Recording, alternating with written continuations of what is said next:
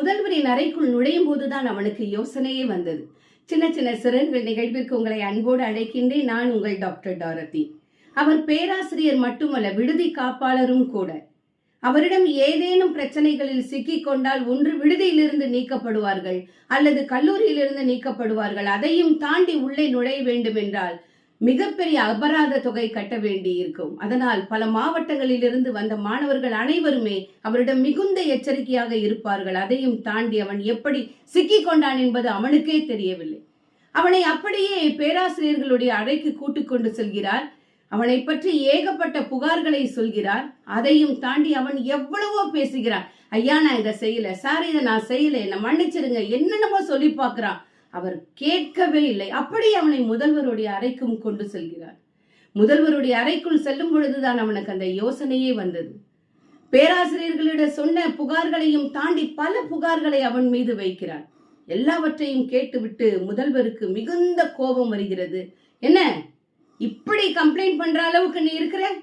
உன்னை கல்லூரியில இருந்து தூக்கிடுவா, விடுதியில இருந்து தூக்கிடுவா அப்படின்னு கேட்கிறார். அவன் பொறுமையோடு பதில் சொன்னான். ஐயா, என்னை மன்னிச்சிருங்க.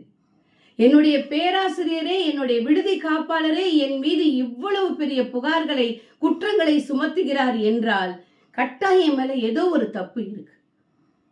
நான் அந்த தப்பு செய்யல, ஆனா அவரே சொல்றாருன்னா அதுல ஏதாவது ஒரு காரணம் இருக்கணும். ஏன்னா அவர் எங்களுக்கு தெய்வத்தை போன்றவர்.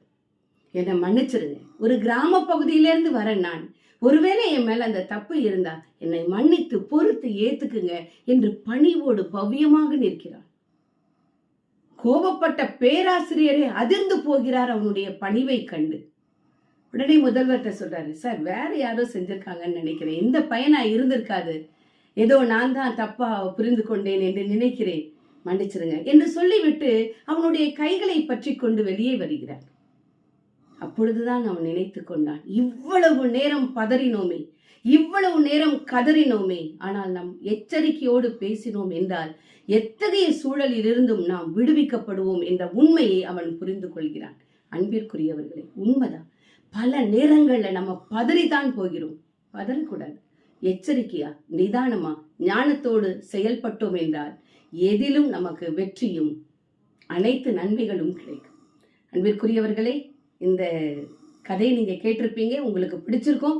லைக் பண்ணுங்க, ஷேர் பண்ணுங்க, சப்ஸ்கிரைப் பண்ண மறக்காதீங்க, பெல் பட்டனை கிளிக் பண்ணுங்க. நன்றி, வணக்கம்.